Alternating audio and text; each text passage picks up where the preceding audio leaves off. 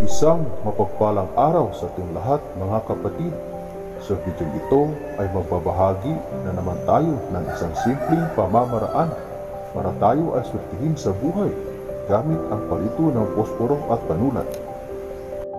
Pero bago natin ipagpapatuloy mga kapatid, ay magsa-shoutout muna tayo sa ating mga sulit at pulidong viewers.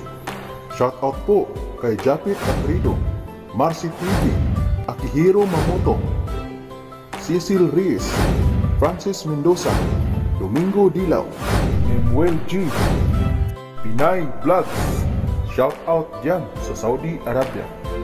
At sa ating mga nag-join, maraming salamat sa inyong suporta. CM Store, Elmer Bayot, Ulysses Umali, Rodolfo Tabalan, Diana Ing. Shoutout po sa inyong lahat. Salamat sa inyong lahat ng mga sulit na supporters. Balik po tayo sa ating topic mga kapatid. Simple lamang ang gagawin. Maghanda ng palito ng posporo, kandilang puti at syempre ballpen, kahit anong kulay ay pwede po. Ito na po ang pamamaraan. Isulat ang iyong hiling o nais mong mangyari sa palito ng posporo. Halimbawa, ikaw ay may problema sa pera dahil may mga utang ka na dapat bayaran. Isulat mo sa palito ang salitang pera. Maging direkta sa hiling o maging specific.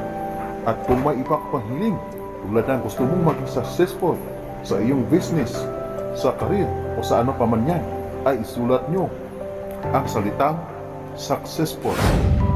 At pagkatapos mong maisulat sa palito ang lahat ng iyong hiling, ay sindihan ang kandilang puti at hawakan mo muna ang palito at mag-focus sa sarili at sabihin ito.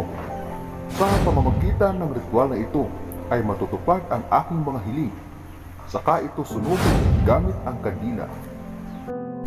At ang palito, dahil hindi naman yan masusunog lahat, ibaon o isuksok nyo po ito sa paso ang natitira na iyong nasulatan ng hiling.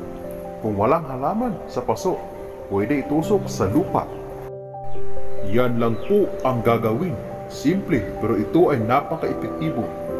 Gawin lamang ito ng 100% ang iyong paniniwala para naman lubos mong makuha ang bisa nito. Nawa ay magdudulot ito ng swerte sa iyong buhay at magkatotoo ang iyong mga hiling.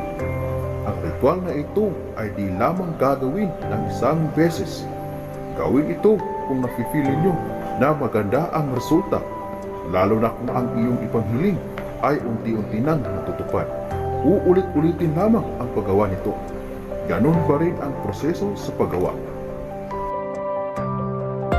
Hanggang dito na lamang ang ating kaalaman para sa araw na ito.